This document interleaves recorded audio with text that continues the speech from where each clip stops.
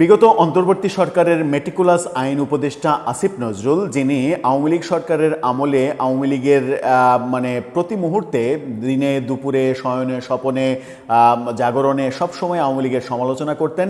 সম্প্রতি বিবিসিতে দেয়া সাক্ষাৎকারে সেটা স্বীকারও করেছেন যে সমালোচনা করা অনেক সহজ, এখন আর আমি এই সরকারের সমালোচনা করব না কিংবা কম করব, আমি বুঝে গেছি সমালোচনা করা সহজ, এবং সেই সহজ কাজটাই তিনি অবিরাম করে চলেছেন এবং সেই সহজ কাজটা করতে গিয়ে প্রতিনিয়ত তিনি মিথ্যার আশ্রয় নিয়েছেন। তিনি একসময় অভিযোগ করেছিলেন যে ২১ লক্ষ ভারতীয় নাগরিককে অবৈধভাবে বাংলাদেশে কাজ করার সুযোগ দিয়েছে আওয়ামী লীগ সরকার। এই ২১ লক্ষ ভারতীয় বাংলাদেশের অর্থনীতি ধ্বংস করে দিচ্ছে, বাংলাদেশ থেকে হাজার হাজার কোটি টাকার ডলার নিয়ে যাচ্ছে ভারতে। এই অভিযোগ তিনি উপদেষ্টা হওয়ার কিছুদিন আগে দিয়েছিলেন। উপদেষ্টা হওয়ার পরে তাকে বিভিন্নভাবে সাংবাদিকরা এই প্রশ্ন করেছিলেন যে আপনি তো এখন সরকারে ২১ লক্ষ ভারতীয় লিস্ট বের করে তাদেরকে কি বহিষ্কার করার উদ্যোগ নেবেন? এর জবাব প্রফেসর আসিফ নজরুল তিনি দিতে পারেননি। এবার প্রফেসর আসিফ নজরুলের জন্য ভয়ানক একটা কি বলবো যে দোজকের আযাব নেমে আসার মতো খবর বোধহয় বেরিয়ে এসেছে। বাংলাদেশে বিদেশি নাগরিক কত আছেন, চাকরি করেন কারা, কতজন নাগরিক, সেই তথ্য বাংলাদেশ সরকারের পরিসংখ্যান ব্যুরোর পরিসংখ্যানে বেরিয়ে এসেছে। আসিফ নজরুল এই মিথ্যা তথ্য দিয়ে দেশ বিরোধী কর্মকাণ্ড যেটা করেছিলেন তার জন্য কি শাস্তিযোগ্য অপরাধ করেছিলেন? তাহলে চলুন একটু জেনে দেখি বাংলাদেশে প্রকৃত বিদেশি নাগরিক কত কাজ করছে, সেখানে ভারতীয় নাগরিক কত %। থাকবেন পলিটিক্স টিভির নিয়মিত আয়োজনে।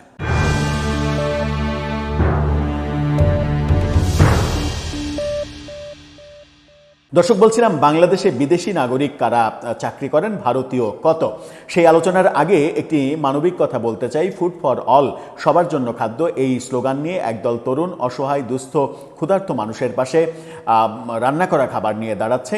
তাদের এই উদ্যোগটাকে সমর্থন করতে ডেসক্রিপশন বক্সে দেওয়া লিঙ্কে গিয়ে অন্তত চ্যানেলটা সাবস্ক্রাইব করে তাদেরকে অনুপ্রাণিত করবেন যেন এই মানবিক বার্তাটা পৌঁছে যেতে পারে দেশ এবং দেশের গণ্ডি পেরিয়ে সারা পৃথিবীতে। চলে যাচ্ছি মূল আলোচনায়। বলছিলাম ডক্টর আসিফ নজরুল তিনি ২১ লক্ষ ভারতীয় বাংলাদেশে কাজ করছে অবৈধভাবে, শেখ হাসিনা সরকার তাদেরকে কাজ করাচ্ছেন এবং বাংলাদেশের হাজার হাজার কোটি টাকার ডলার, সেই ডলার তারা ভারতে পাচার করে দিচ্ছেন, এই অভিযোগ করেছিলেন। কিন্তু সরকারে এসে সেই ২১ লক্ষ ভারতীয়কে তিনি খুঁজে পাননি। তখন একবার খালেদ মহিউদ্দিনের সঙ্গে সাক্ষাৎকারে বলেছিলেন যে কোন সময় কিভাবে কথাটা বলেছিলাম, সব সময় কথা তো আর সঠিক একেবারে হিসাব নিকাশ করে সংখ্যাতাত্ত্বিক হিসাবে বলা যায় না, তবে ২১ লক্ষ ব্যাপারটা হয়তো বেশি বলেছিলাম, তবে কাজ তো করছে, সব থেকে বেশি ভারতীয় কাজ করছে। অর্থাৎ বয়ান পাল্টে ফেলেছিলেন। তিনি যে প্রতি মুহূর্তে মিথ্যা কথা বলেন, সর্বশেষ তিনি বিবিসির সাথে যে সাক্ষাৎকার, সেই সাক্ষাৎকারে একেবারে আগাচ্ছে গোড়া পর্যন্ত, শুরু থেকে শেষ পর্যন্ত তিনি একের পর এক মিথ্যা কথা বলেছেন। সম্প্রতি মেজর আক্তার বিএনপির নেতা ছিলেন, এখন জামাতের নেতা হয়েছেন, তিনি একটি কালের কণ্ঠের একটা টক শোতে আসিফ নজরুলকে একটা বাজে শব্দ, যে শব্দটাকে ব্যবহার করলে মানুষের জন্ম পরিচয় নিয়ে সন্দেহ করা হয়, সেরকম একটা বাজে শব্দের বাংলা ভার্সন দিয়ে আক্রমণ করেছে। সেই শব্দ আমরা উচ্চারণ করতে চাই না। এবার সত্যি সত্যি বেরিয়ে এসেছে যে বাংলাদেশে বিদেশি নাগরিক কতজন কাজ করেন। চলুন আগে সেটা জেনে নিই, তারপরে আমরা জানব যে সর্বোচ্চ সংখ্যক বিদেশি নাগরিক কোন দেশের এবং ভারতীয় নাগরিক কত % আছেন তার মধ্যে। এই শিরোনামটা দেখে নিন। সেখানে যেটা বলা হচ্ছে সেটা হচ্ছে যে বিদেশি নাগরিকের সংখ্যা যদি আমরা বলি তাহলে মাত্র 14,664 জন বিদেশি নাগরিক কাজ করছে। এই শিরোনামটা দেখে নিন, 14,664 জন, এবং তার মধ্যে সবথেকে বেশি নাগরিক হচ্ছে চীনের নাগরিক। চীনারা বাংলাদেশে সব থেকে বেশি কাজ করছেন। তাহলে ভারতীয়দের নিয়ে যে প্রোপাগান্ডা এই ডক্টর আসিফ নজরুল এই প্রোপাগান্ডা করে যে বাটপারিগুলো করে এসেছেন বছরের পর বছর, সেগুলোর প্রমাণ কোথায়? তিনি সরকারে থাকতে এই প্রমাণগুলো দিতে পারেননি কেন? বিস্তারিত খবরে কি বলা হচ্ছে? দেশের বিভিন্ন অর্থনৈতিক ইউনিটে কাজ করছে বর্তমানে 14,664 জন বিদেশি নাগরিক। এর মধ্যে সবথেকে বেশি চীনের নাগরিক, এর সংখ্যা 3,991 জন। চিন্তা করেন, কোনো একটা দেশের, চীন একটা দেশের নাগরিকরা বাংলাদেশে কাজ করছেন যারা সর্বোচ্চ সংখ্যক, তাদের সংখ্যা 4,000ও নয়, 3,991 জন। অথচ আসিফ নজরুল দাবি করে বসলেন যে 21 লাখ ভারতীয় বাংলাদেশে চাকরি করছে, বাংলাদেশে নাকি তারা চাকরি করছে। পরবর্তীতে তিনি বলেছিলেন যে এরা তো বৈধভাবে কাজ করছে না, এরা তো অবৈধভাবে কাজ করছে, সুতরাং এই ডাটা তো সরকারের কাছে থাকার কথা নয়। কত বড় বাটপারি কথা। এরপরে যেটা বলা হচ্ছে যে এই যে চীনের এই সংখ্যা 3,991 জন, এটা মোট বিদেশি কর্মীর যে সংখ্যা সেখানে 27.22%। 27.22% মানুষ, মানে চীনের মানুষ বাংলাদেশে কাজ করছেন। এছাড়া রুশ নাগরিক অর্থাৎ রাশিয়ার নাগরিক বাংলাদেশে দ্বিতীয় সর্বোচ্চ কাজ করছে, সেই সংখ্যা 22.73%, সেটা 3,000-এর কাছাকাছি। এরপরে তৃতীয় যে সংখ্যা, সেই সংখ্যা মানে প্রথম সংখ্যার অর্ধেকেরও কম, সেটা হচ্ছে ভারতীয় নাগরিক। ভারতীয় নাগরিক সেখানে রয়েছে 13.01%, 1,000-এর কিছু বেশি। এই সংখ্যা বলছে বাংলাদেশ পরিসংখ্যান ব্যুরো। চতুর্থ যে অবস্থান সেটা কাজাখস্তানের, তারা 8.78%, শ্রীলঙ্কার 4.44% এবং দক্ষিণ কোরিয়ার 3.60% মানুষ বাংলাদেশে কাজ করছে। ভারতীয় নাগরিক ওই 3,991 জনের মধ্যে ভারতীয় নাগরিক মাত্র 13%। আপনি চিন্তা করেন যে মাত্র 13% ভারতীয় নাগরিক, যেটা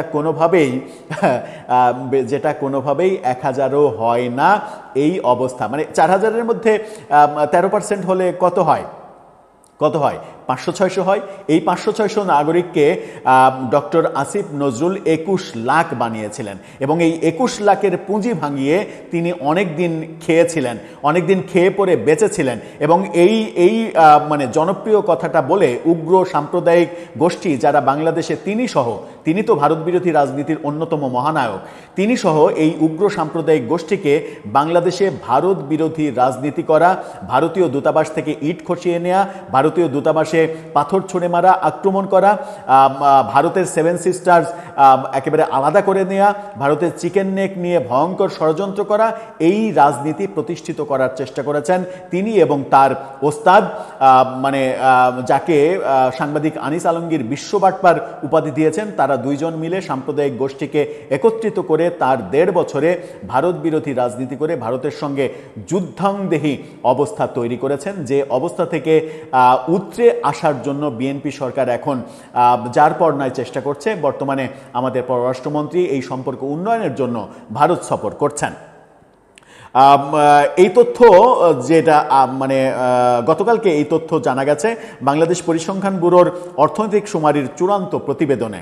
রাজধানীর আগারগাঁওতে বিসিএস অডিটোরিয়ামে অনুষ্ঠিত একটা অনুষ্ঠানে এই প্রতিবেদন প্রকাশ করা হয়। প্রতিবেদনে বলা হয়েছে যেসব প্রতিষ্ঠানে বিদেশি নাগরিক কর্মরত সেগুলো 23.36% কাজ করেন প্রশাসন বা হিসাব শাখায়। এছাড়া 22.7% কাজ করেন প্রতিষ্ঠানের কারিগরি বা প্রকৌশল শাখায়, 15.36% প্রতিষ্ঠানের উৎপাদন শাখায়, 12.56% প্রতিষ্ঠানের বিপণন শাখায় কর্মরতরা রয়েছেন বিদেশিরা। অর্থাৎ বিদেশিরা যারা কাজ করেন তারা ম্যাক্সিমামই টেকনিক্যাল জায়গায়, বড় বড় জায়গায় কাজ করেন এবং এর মাঝে সবথেকে বেশি কাজ করেন গার্মেন্টস সেক্টরে, যেখানে গার্মেন্টস এবং বিভিন্ন শিল্প কারখানায়, যেখানে ওই বাংলাদেশি যথেষ্ট যোগ্য ওই জায়গার ওই পর্যায়ের মানুষ তারা পান না বলে বিদেশি নাগরিকদের সেই জায়গায় কাজ করাতে বাধ্য হন।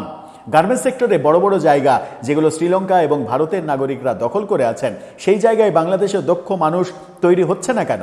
তৈরি হচ্ছে না বলেই তো গার্মেন্টস ফ্যাক্টরির মালিকরা অনেক বেশি বেতনে, চড়া বেতনে তাদেরকে কাজ করাতে বাধ্য হচ্ছেন।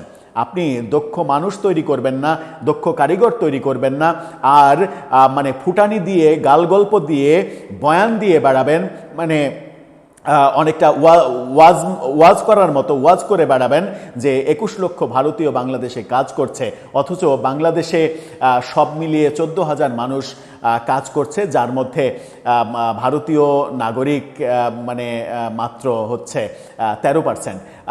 এর আগে একটু ভুল বলেছি, 4,000-এর মধ্যে 13% বলেছি, 14,000-এর মধ্যে 13% হলে সেই সংখ্যাটা 2,000-ও হয় না। এই যে সংখ্যা ভারতীয় নাগরিক কাজ করার, সেই 2,000-এর কম সংখ্যাটাকে আসিফ নজরুল 21 লক্ষ বানিয়েছিলেন। এর জন্য এই যে রাষ্ট্রে রাষ্ট্রে সংঘাত লাগানোর যে পাঁয়তারা তিনি করেছিলেন, এর জন্য কি তাকে কোনো একদিন শাস্তির মুখোমুখি হতে হবে? আপনার মতামত জানিয়ে লিখতে পারেন আমাদের কমেন্ট বক্সে।